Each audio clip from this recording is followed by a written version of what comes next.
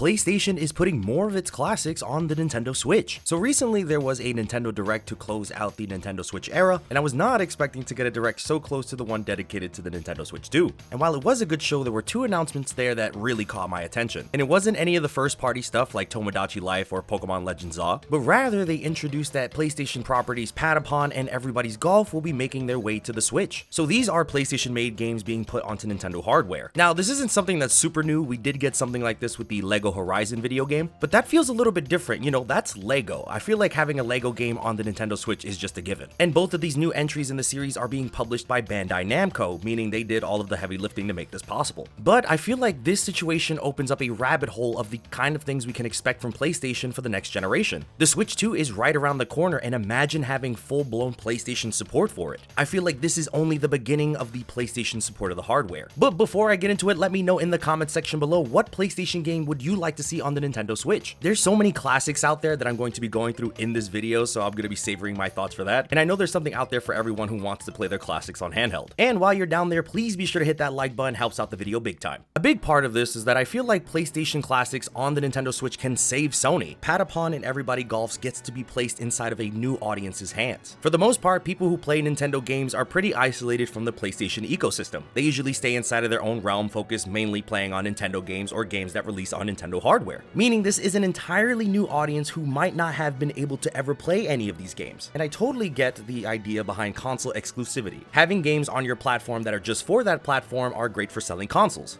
Sometimes. I think the real issue here is that Sony doesn't really have an issue when it comes to their catalog of games. There's so many IPs they can choose from where they could just make new games if they wanted to. The issue is that Sony does very little with their classic games. A lot of them are dormant or have not gotten a new entry in almost decades. With them releasing an entirely new catalog of older PlayStation titles on the Nintendo Switch, this is an entire new audience that would appreciate the brand new library, especially a library of classic games that have been known to be really popular when they first released. And you have to remember that the Switch is a port machine.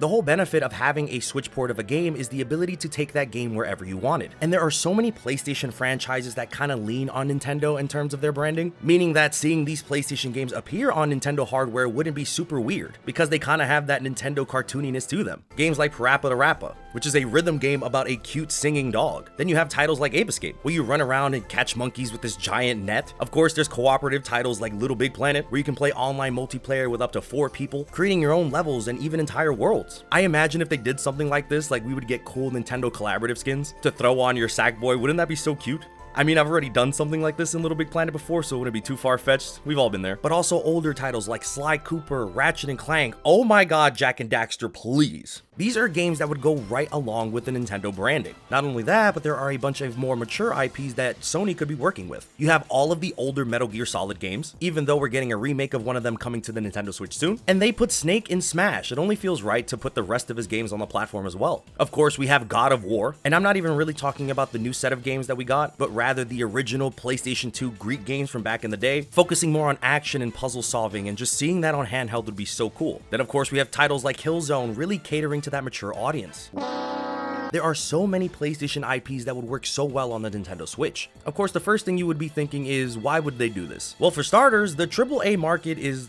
crashing currently, as in a lot of these games that have been putting a lot of resources and money behind them have been failing to turn a profit. I look at Concord as the most recent and substantial example, as a game that Sony put a lot of resources, time, money, and effort into, and then when it finally released, it got disconnected only a few weeks later. All of that effort completely gone, being one of the biggest L's in Sony's life. And then you look over at what's happening with Xbox, where the entire brand is currently transitioning away from hardware, focusing more on being available on different platforms like your phone and your PC. So they're definitely just doing their own thing, being separate. But even Xbox has been putting their own games on the Nintendo Switch. There have been so many Xbox games that have launched that have brought in a new audience to these franchises. I'm imagining that they could do the same thing for Sony, adding a new revenue stream for Sony, where they just have to put their classic titles and license them onto other platforms and collect the bag. Of course, I'm not saying they should bring every PlayStation title to the Nintendo Switch, obviously keep the big stuff like the PlayStation 4 and PlayStation 5 exclusive for a little bit, but I think this is an excellent opportunity for the classics to get a second chance. And when we get new remasters or ports to come out, give them Nintendo Switch versions.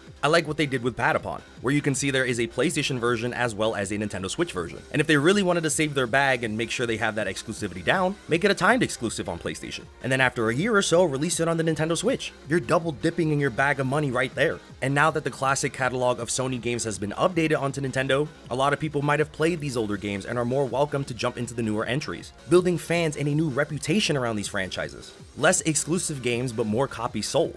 And I do think the starting point of all of this has got to be Astro Bot. For those of you who don't know, Astro Bot ended up winning Game of the Year. And if you don't know this, you've been basically living under a rock. But the game went on to sell millions of copies and was universally praised by everyone who played it for the most part. The levels were tight, the game was concise, there were like a billion different mechanics, and it was a completed game, no like major DLC down the line. And when there was DLC, it was just later included for free. But the most important part is that Astro Bot was much cheaper to develop than a lot of their other games. And this was a game that happened to turn a profit for them. Astro Bot was also the gateway for classic PlayStation IPs to be seen in the modern eyes. In the game, you're able to run around and collect robots based on different PlayStation characters, and this is probably the first time a lot of people have been exposed to these characters. Because once again, Sony does nothing with them. They are just sitting there dormant on a shelf waiting to be played. And presently, there is more interest around these classic titles more than ever before. I think there was a big shift in how games reviewed after Astro Bot ended up winning Game of the Year, and I really hope this is something that decides to set a new standard for the industry, to focus more on making smaller AA titles, instead of dumping all your assets onto these big AAA ones that you're not sure if they'll even sell well. Still, the prospect of putting classic Sony games on the Nintendo Switch sounds like a dream come true. It's one of those things that you can't even really imagine when you look back at the gaming space almost 10 years ago. I like to look at Smash Bros as a form of diplomacy within the gaming space,